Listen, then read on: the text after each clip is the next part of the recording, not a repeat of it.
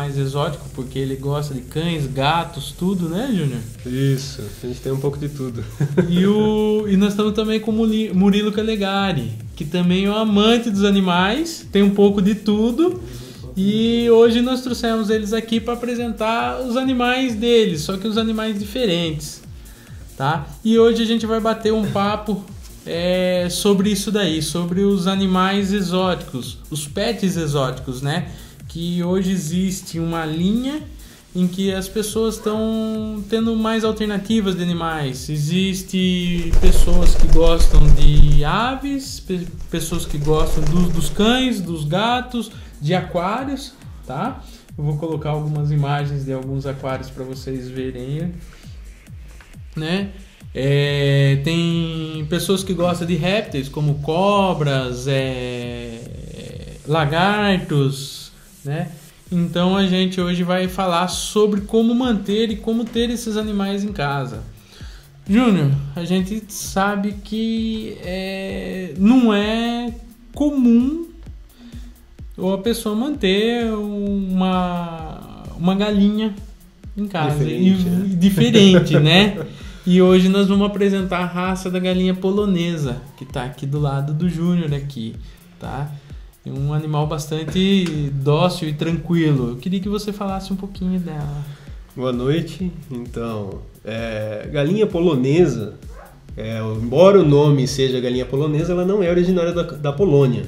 Ela se originou na Europa, ali pela Inglaterra e tal, e é uma das raças mais antigas de galinha que existe. Inclusive ela serviu assim como ornamentação em palácios e tal, porque embora seja uma galinha, né, ela tem uma particularidade toda diferente, né? Ela tem uma topeta muito grande, limita um pouco a visão do animal. Mas eu ganhei a minha primeira quando eu tinha 5 anos de idade, do meu pai. E desde então, mais de 30 anos já, eu nunca deixei de ter uma em casa. Então a gente cria, elas são muito mansas, né? Mas à noite elas ficam onde você põe, são tranquilas. Não deixa de ser uma galinha, mas tem que ter um cuidado especial, que nem o Fernando falou. Ela não pode ficar solta como as outras aves. Se ela tomar chuva, tem diversos cuidados, né? Mas fora isso, é um animal gostoso de se ter, né? Um animal exótico, diferente, né? E que, assim, eu gosto muito, meus familiares também gostam. Ela bota, como as outras galinhas também, né? É questão, acho que, de paixão desde a infância. Então, e além da polonesa, as pessoas às vezes não sabem, mas existem outras raças, né, Júnior? Sim, outras sim. raças exóticas, sim, né, para se manter como até pet. De galinha. A galinha, o que acontece? Pode ver pelo tamanho dessa, né? Ela não é uma galinha de corte. O máximo de um peso que ela atinge é 2 quilos, tal. E ela não se reproduz da mesma forma como as outras galinhas. Então nós temos diversas raças. Sedosa do Japão, Modern Game, Nagasaki, que são aves exclusivamente criadas para ornamentação. Elas não se destinam para corte, elas não se destinam para postura, né? A pessoa pode ter em casa, num viveiro, se tem um pequeno gramado em casa, elas podem pastar ali. Uma época que nós tivemos aqui na cidade um surto de escorpião, houve uma procura muito grande para essas aves menores, exóticas, porque a galinha é um inimigo número 1 do escorpião, né? Então ela vai ciscar como a outra galinha normalmente, mas ela não vai ocupar tanto espaço e elas são exóticas, né? São bonitas. E nós também estamos ali com o Murilo, tá? Eu queria que você apresentasse os seus animais, Murilo. Tudo bem? Aqui é a Paris, um papagaio do Congo, fêmea, tem 2 anos aproximadamente, muito mansa. E aqui é o Tuquinho, ele tá lá dentro porque é um ringneck, ele tem 2 anos e 8 meses, se eu não me engano. Ele tá aqui dentro porque ele tá tentando acasalar com ela e ele fica bravo comigo, então a gente tem que deixar ele ali. Tudo bem, Tuquinho? Então, eu queria que você falasse mais, Murilo, de como é ter esses animais em casa, como é a convivência, como que você vive, aquilo que a gente estava conversando antes aqui.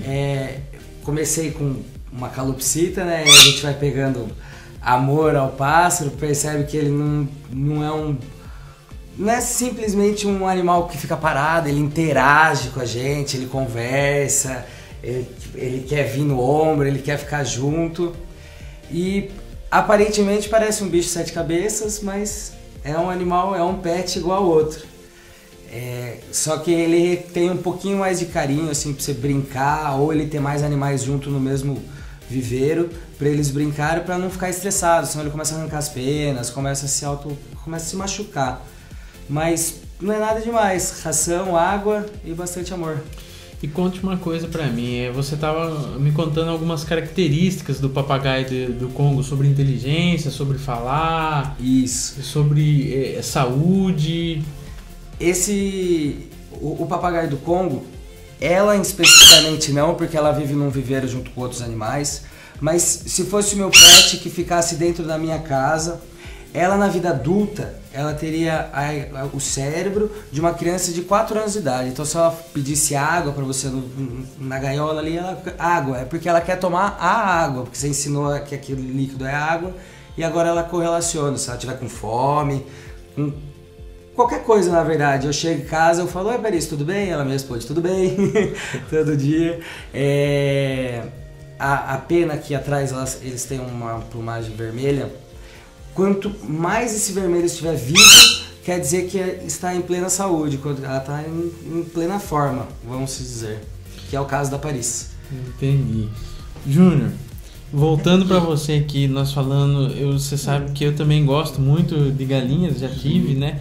E eu sou apaixonado por uma raça que você pode falar mais sobre ela. A gente não tem ela aqui, mas é o músico brasileiro.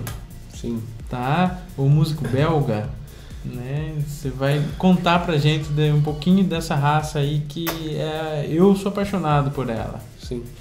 É assim, o músico, ele se originou na Turquia, o verdadeiro músico, né, que hoje é conhecido pelo músico turco, ou Denizli Horus, que é o nome original da raça. Inclusive hoje nós temos galos que chegam até 45 segundos de canto. No Brasil, o mais longo que eu já vi foi de 30 segundos. Esse músico turco deu origem depois ao músico belga, né, que é o que a gente conheceu há muitos anos atrás, que também é um dos músicos mais potentes que existem.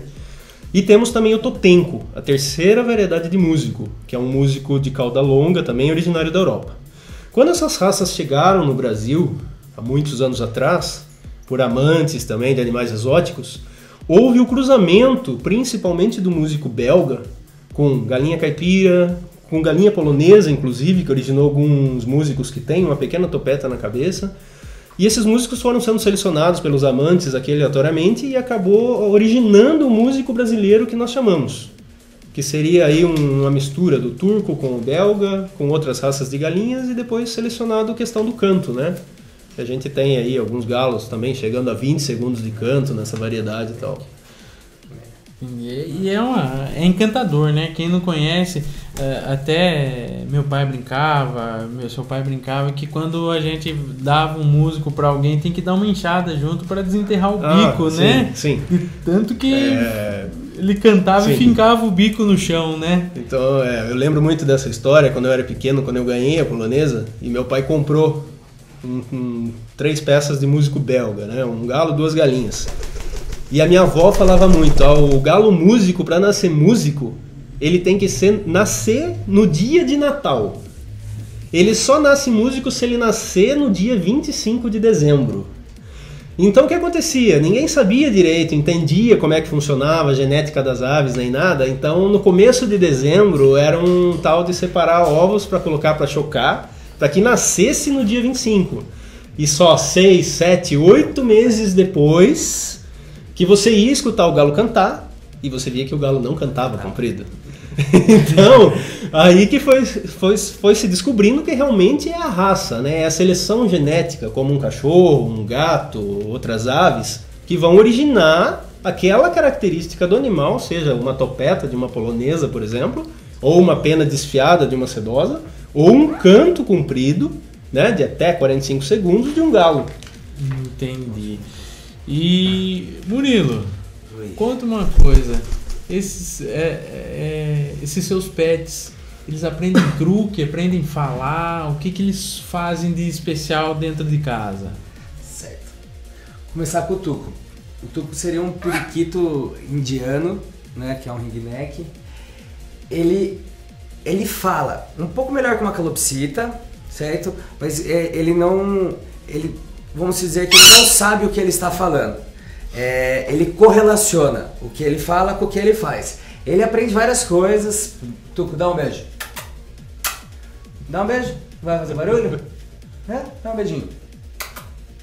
Ele dá beijo, ele imita vários pássaros, ele imita a sirene. Cadê a menininha? Ele fala que é o meu outro passarinho. A Paris, ela precisava ser treinada dentro de casa, ela faria qualquer truque. Tem aquelas caixas de brinquedo de criança, que tem a lua, o quadradinho, a bolinha.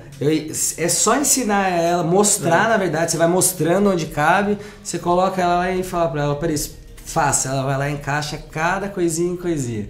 Ela foi criada desde pequenininha com a gente, até que ela acha que ela quer mamar ainda, ela pede comida pra mim ainda.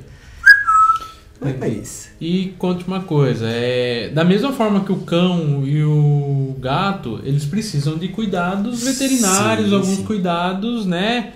Como alimentação especial, vermífugos, né?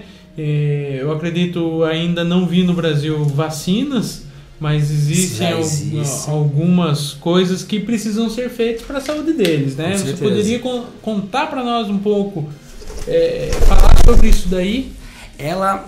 Uma coisa que o pássaro sofre muito não é o frio, é o vento gelado que bate neles. Isso não é muito bom, que acarreta bastante doenças, vamos dizer que abaixa a imunidade deles e acarreta vários micro-organismos que já estão dentro deles se proliferarem, etc. Ração, principalmente para o papagaio, para poder manter a saúde dela, eu uso uma marca especial que tem frutas, como fala? Frutas cristalizadas, e complementa essa ração com frutas e folhas.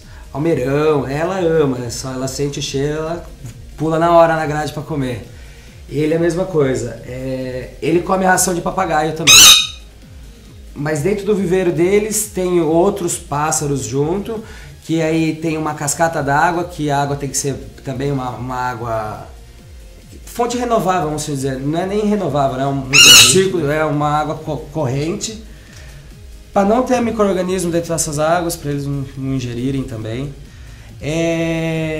Fezes, eles são, vamos dizer, higiênicos, entre aspas. Tem o canto deles de fezes, o canto de comida, o canto de beber água, aí é mais você limpar lá naquele canto que está a fezes deles.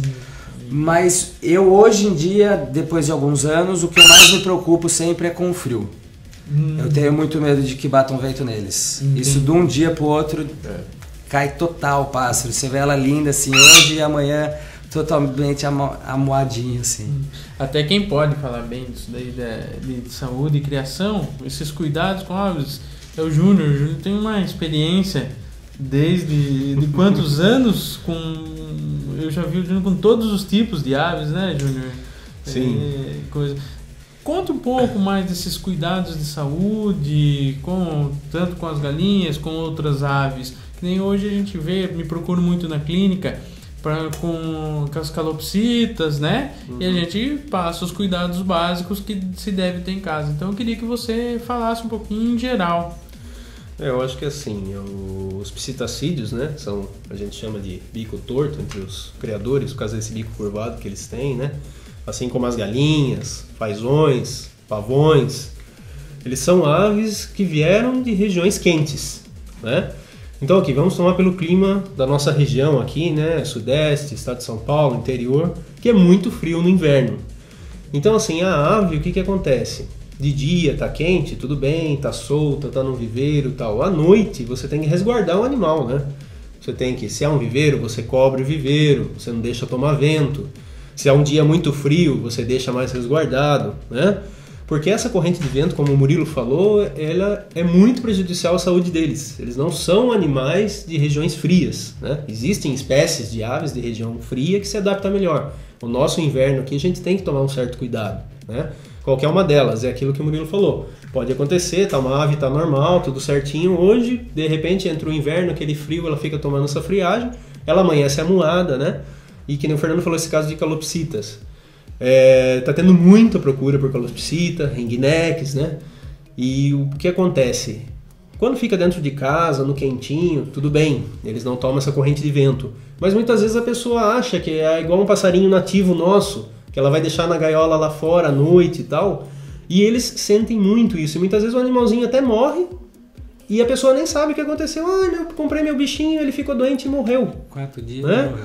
Então acontece muito disso. Então são cuidados que as pessoas têm que, né, ter, de resguardar bem no frio e tal, né? De dia, põe lá, toma um solzinho, né? Que é excelente para a saúde. Eles precisam, né, dessa liberdade também, essa liberdade vigiada, né?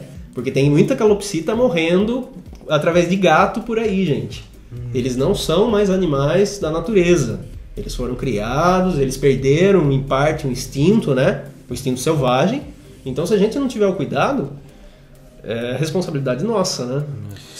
Você levantou uma questão, eu acho que a gente deve lembrar que esses animais já vêm há alguns milhares, uns muitos anos sendo domesticados, né? Esses animais não são retirados da natureza, eles são criados em cativeiros, tem licença para isso, tá? Tem uma autorização dos órgãos ambientais para isso daí, e se a gente coloca um animal desse na natureza, ele vai morrer de fome, vai morrer de frio, vai morrer caçado por predadores, né?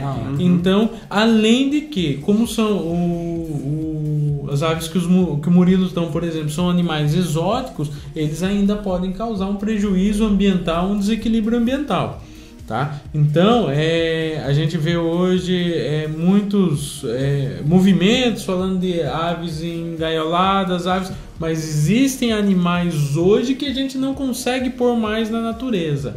Então esses animais têm que, já que a gente assumiu o risco de cuidá-los, a gente vai ter que cuidar.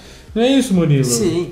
Muita pessoa também acha que o pássaro, por ele estar em liberdade, voando, acha que, por exemplo, aqui em Itapetininga, no verãozão, tem bastante maritaca. Do lado de casa, toda vez estão lá gritando.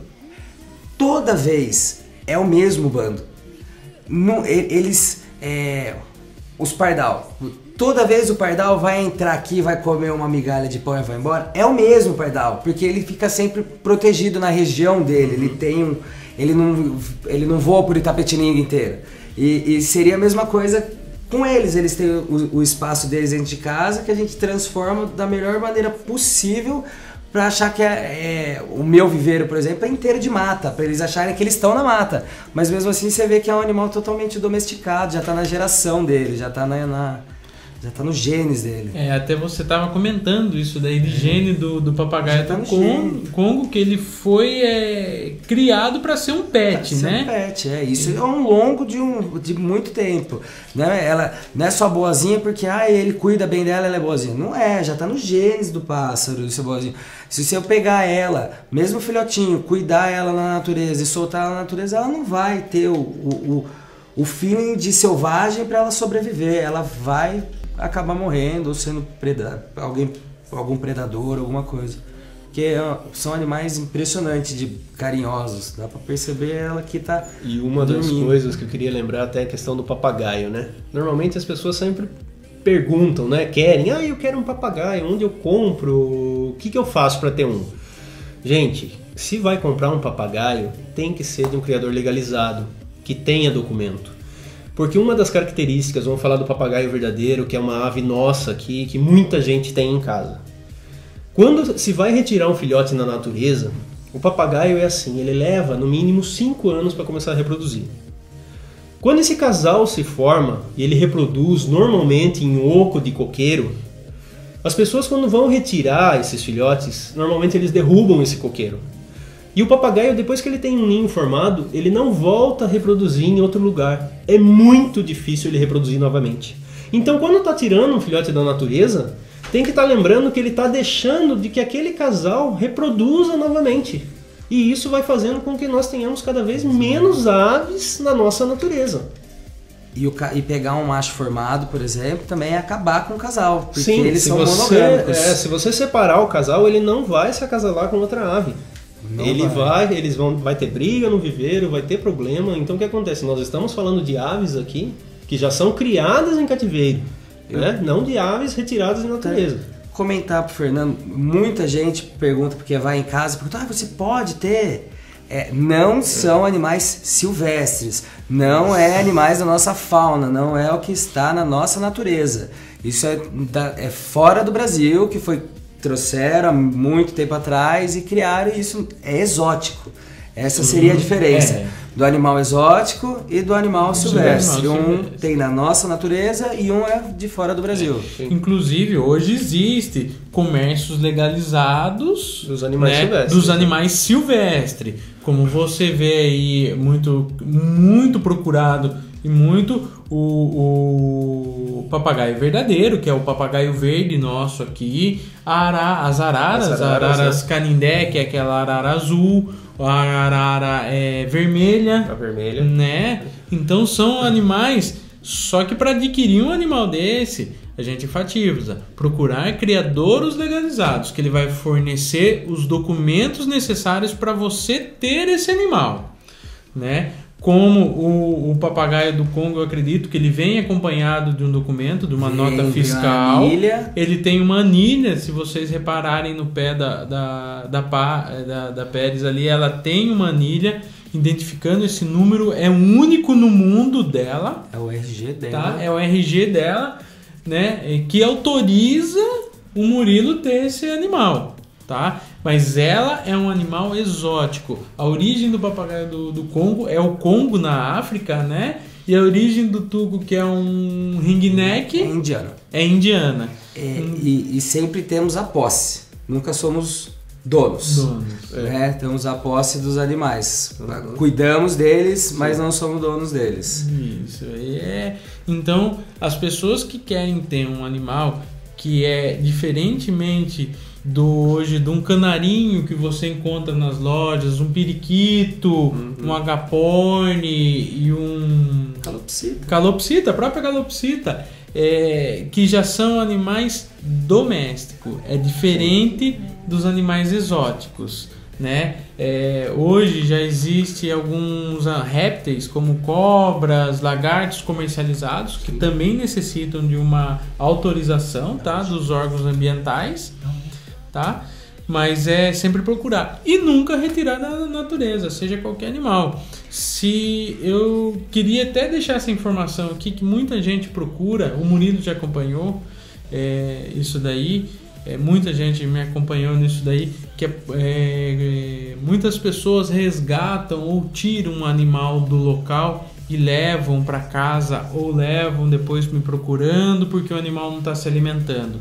Não retirem animais do ambiente, mesmo que você veja que ele está machucado, acionem os órgãos competentes, a polícia ambiental ou os bombeiros. Eles vão saber procurar nós, veterinários, que vamos orientar o que deve ser feito. Porque eu já vi casos dentro da clínica da pessoa pegar um tamanduá, um filhote de tamanduá que estava quietinho lá num pasto ou embaixo de uma árvore e levar para a clínica. O que acontece? A mãe saiu para se alimentar, deixou o filhote ali e depois ela viria buscar. O que acontece? Ela vai voltar, o filhote não está mais ali. Esse filhote, em 75%, isso é um estudo realizado, desses animais retirados da natureza, eles morrem, mesmo com tratamento veterinário. Então, quando encontrarem qualquer animal ferido, machucado, entrem em contato primeiramente com a polícia ambiental. Tá? Nós veterinários não podemos atender esses animais sem ter autorização da polícia ambiental. A gente tem que ter uma autorização da polícia ambiental, porque senão quem resgatou? O veterinário que atendeu. Quem está fazendo o transporte está cometendo um crime ambiental, tá? Então a diferença dos animais que nós estamos aqui são animais exóticos. A galinha já é um animal doméstico, né? Exatamente. Ele já é domesticado, não precisa de licença, não precisa de nada. Ia falar das maritacas, Fernando. muita gente pergunta pra mim e fala, puta, o maritaca tem do lado de casa, pode pegar, não sei o quê. É um periquito, Maracanã, se vende como um animal silvestre, registrado esse animal. Nunca pegar na natureza, porque muitas e muitas casas tem coqueiro, tem lá a maritaquinha, ela cai no chão, essa pessoa fica, porque ela fala, ela isso, aí a hora que ela fica adulta ela morde, ela machuca, ela arranca pedaço, e a pessoa acha que pode soltar na natureza, mas ela vai morrer. Então... É outra coisa desse negócio da soltura, que a gente tem visto acontecer muito entre os répteis. Muito. A pessoa vê uma cobra, uma jiboia, uma piton albina e acha lindo e compra o filhote. Gente, tem que saber sobre o animal que está adquirindo. Fica com 2 metros. Uma jiboia pode ter 3 metros, até 4 metros, uma sucuri mais do que isso. E o que está acontecendo muito? Aí a pessoa não aguenta mais o animal, tem medo do animal e solta o animal na natureza. E não pode libertar na natureza esses animais sem o devido controle. Predadores. Tem espécies que não são brasileiras, estão sendo soltas na nossa natureza e estão causando desequilíbrio ecológico já. Então tem que tomar muito cuidado com isso. Inclusive eu estava lendo uma matéria no Texas, se não me engano, e está tendo um grande problema com pitons. A piton, ela é africana. Sim. Né? Ela foi trazida domesticada, se transformando num animal exótico doméstico, e foi muito difundida nos Estados Unidos, mas um pouco sem controle. E ela cresce, ela chega, eu já vi uma piton de 7 metros, né? Ela chega e isso necessita de alimentação especial, que é uma alimentação viva, né? Precisa de cuidados e chega... Não tem predador natural. A hora que acontece da pessoa ver um animal de 5 metros dentro da sua casa... E que muitas vezes pega o cachorro, justamente, pega o gato. Vamos pensar mais simples, coelho, Austrália. Teve uma febre de coelho, foram soltos 4 ou 5 coelhos, teve uma infestação absurda de coelhos na rua, como se fosse pombo. E depois teve que, entre aspas, teve a predação disso, mas por humanos, químicas e etc. Mas que nem... E lá já foi relatado até ataque a pessoas dessas pitons. Sim. E lá está aberto a caça das pitons. Eles estão abrindo, então nós mesmos causando desequilíbrio. Então quando for adquirir um animal exótico, de preferência, pensar muito, estudar muito, pensar que esse animal...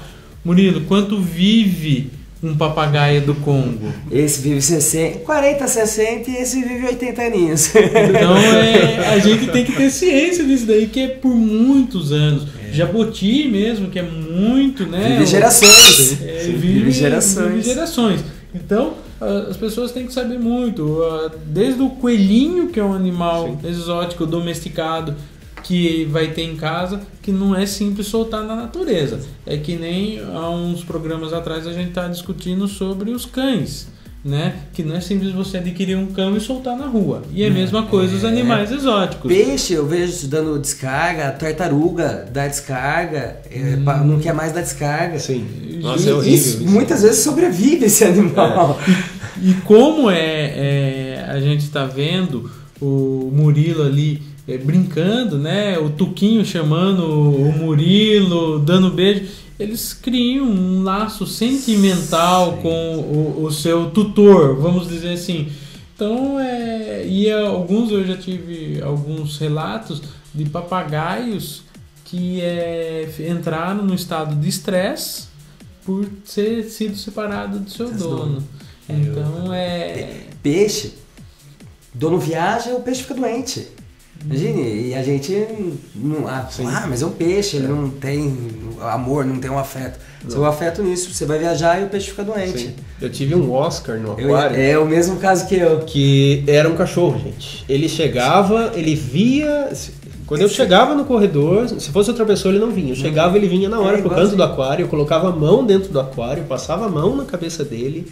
Era um cachorro, só que o que acontece? Um aquário de 2 metros e só vivia ele no aquário, porque ele não tolerava outro peixe de maneira nenhuma. E ele cresce até o peixe tem esse intuito, acho, né? Ele cresce até o que a natureza pode deixar, né? Então, Sim. se o seu aquário é desse tamanho, ele vai crescer até o tamanho que ele possa circular dentro desse aquário. Sim, justamente. Ele se adapta ao tamanho do ambiente, né?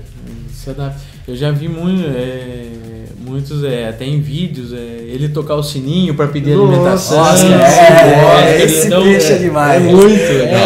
É interação. Eu tive, tem até a imagem aqui do aquário de um amigo aqui, vou colocar de novo para se der para o Renato passar, é uma coisa maravilhosa. Eu tive o que eu fiquei encantado com o aquário marinho. Esse é um aquário marinho, um aquário de água salgada, né? É maravilhoso. O que eu fiquei encantado, Júnior já teve esse contato e sabe disso. A interação dos peixes de água salgada com a gente. Sim. Eles sabiam o horário que eu chegava em casa, eles iam. Se chega alguma pessoa estranha em casa, eles se escondem, né? Quando tava minhas crianças correndo pela sala, lá, eles não estavam nem aí. Chegava uma criança diferente, ele acabava se escondendo, os peixes. E a hora que eu ia alimentá-los, eles vinham na minha mão. Eles queriam relar em você, né? Eu vi caso do cara brincar com o peixe, não sei se você já viu, o peixe vem na mão dele, ele joga o peixe, o peixe vem na mão dele, ele joga o peixe. Eu acho que assim, qualquer animal, gente, a galinha pode ser mansa, olha, tem uns em casa, quando eu chego, eu entro no quintal, eles veem que sou eles vêm, eu tenho um que sobe na minha costa, canta. Então, legal. qualquer animal, gente, quando bem cuidado, bem tratado, estando de acordo com cada espécie, ele tem que ser cuidado de acordo com o que ele é. Aqui, ó, dormindo, vai cair. Ele sente. Eu acho que o amor é universal, né? Entre todas as espécies. Justamente. E o relacionamento, né? É universal. A partir do momento que você tem respeito e você respeita os limites de cada espécie, você vai ter um bom relacionamento. E é que nem eu falo. Vai ter um animal exótico. Tem muitas pessoas que me procuram, Fernando, eu quero uma cobra, seja uma jiboia, uma cobra do milho, uma piton, eu quero um lagarto, eu quero ter, hoje está muito na moda os ouriços africanos, aqueles os sonics, né? Sim, o hedgehogs, É. né? Que são ouriços. Eles são animais exóticos, como um cão, como um gato, como um papagaio, e cada um representa seu risco. Eles são animais. Então, perto de uma criança, a gente tem que tomar alguns cuidados. Sim, porque certeza. eles podem, num relance, criar algum risco, né? Eu morro de medo disso. E causar um acidente, porque eles são fortes, eles têm ainda um instinto deles guardado dentro. Então, tomar cuidado, você não vai comprar uma piton para uma criança de 5 anos. Com certeza. Né? Tomar cuidado, apesar de muitos vídeos que circulam na internet, criança sentando em cima, isso é muito perigoso, tá? Sempre é a mesma coisa. O Murilo tem um filhinho, vai fazer um ano. Pra ela arrancar o dedo de uma criança é uma mordida. Você tem um filho agora vai completar um ano, né? E eu morro de medo aqui. Morro de medo, por quê? Porque ela pode causar um acidente e porque a criança Nós tivemos uma febre antigamente aí de se ter grandes felinos, né? Um leão, um tigre e tal, e uma época teve isso da pessoa comprar, é lindo, né? E criar aquilo dentro de casa. Gente, é um animal exótico, é um animal selvagem, né? Ele tem que ser cuidado de acordo com a necessidade dele. Um leão de 200 quilos não é um animal para ter dentro de casa. Cada refeição dele são 25 quilos. Justamente, o instinto dele uma hora vai aflorar, né? E isso é muito perigoso. Então, todo mundo muitas vezes tem uma fantasia de ter determinado animal. Será que realmente eu posso ter aquele animal? Ou eu não posso ter algum animal que possa lembrar aquele e não ofereça risco para ninguém, né? Não seja prejudicial para o animal também. Gigantes, né? Justamente, temos aí, né? Tantas raças hoje em dia, né? Bom, gente, eu acho que foi muito produtivo. A gente conhecemos o Júnior aí, conhecemos a paixão dele pelas galinhas polonesas. Galinhas exóticas. O Murilo com seus pets aí exóticos maravilhosos, tá? E eu queria deixar a palavra com você para você deixar uma mensagem para quem quiser conhecer mais sobre as galinhas, sobre aves, sobre animais exóticos.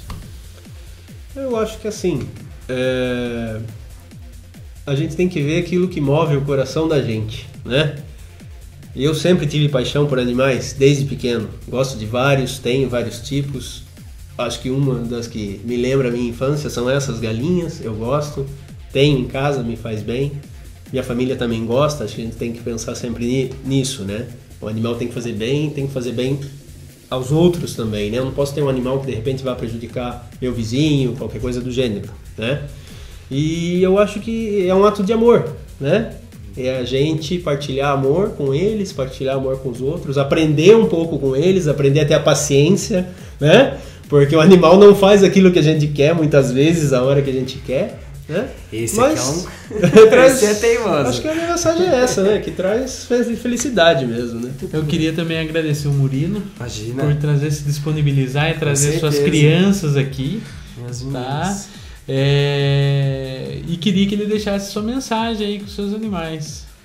Eu levo a consideração dele que, lógico que tem suas particularidades, né, da criação, que você tem que ler um pouco, estudar um pouco para poder aderir esse animal na sua rotina, mas é amor e só eles recebem, eles passam isso pra gente também. Vocês viram ao longo aí, ele tá dançando pra ela, ele quer acasalar com ela.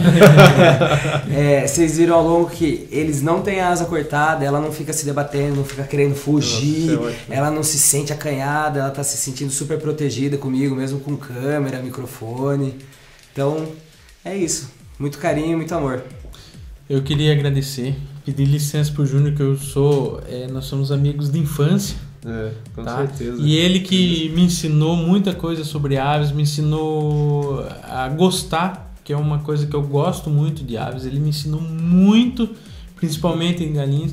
E também queria dedicar esse programa de hoje, eu acho que o Júnior vai concordar comigo. É uma pessoa que sempre gostou de aves aqui, que era da nossa cidade, o seu João Delcio. Nossa, com certeza. Tá? É uma pessoa que sempre lutou pelas raças de galinhas. Pelas aves exóticas. A Márcia, a filha dele, que gosta de cães, que defende os cães, já esteve aqui comigo nesse programa falando sobre um outro assunto. E eu queria dedicar esse programa, fechar, agradecer o Júnior, o Murilo aqui e fechar, agradecer muito a lembrança e tudo que o seu João passava para nós sobre esses animais, sobre as galinhas, sobre as aves, que ele gostava muito. E só falar uma coisa, obrigado você, porque as aves foi de um estágio que eu tive com você, que eu aprendi sobre aves e eu tenho hoje um marzinho de aves em casa. Muito obrigado também. Eu agradeço a oportunidade. O Fernando é um amigo, hoje é veterinário, né? Dos nossos grande bichos. veterinário. E falar de uma coisa que a gente gosta é um prazer, né? Prazer. Muito obrigado, um abraço, uma boa noite a todos e até o próximo programa.